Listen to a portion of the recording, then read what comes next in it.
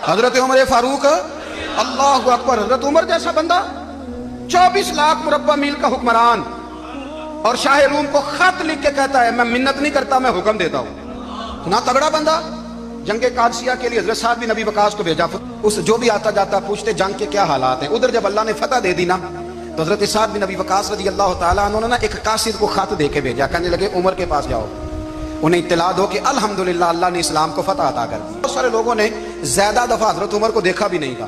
وہ جو قاصد خط لے کے آیا تھا نا، اس نے ایک آدھ دفعہ دیکھا تھا، حضرت عمر بوڑھے ہو گئے، وہ پہچانتا نہیں تھا۔ جب اس آدمی کو آتے دیکھا تو حضرت عمر اٹھ کے کھڑے ہو گئے، فرمانے لگے قادسیہ سے آ رہے ہو؟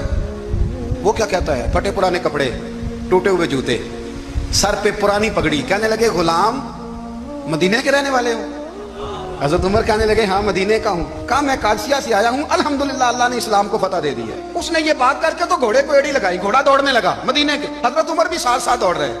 فرمانے لگے اچھا بتاؤ خالد بن ولید کا کیا حال ہے؟ لفظ ادا ہوتے ہوتے مدینے کی سرحد آ گئی۔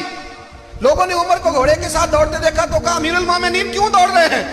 وہ غلام چھلانگ لگا کے نیچے آیا، قدموں میں بیٹھ گیا، کہنے لگا حضور آپ نے بتایا ہی نہیں آپ امیر المومنین ہیں۔ آپ فرمانے لگے کیا بتاتا؟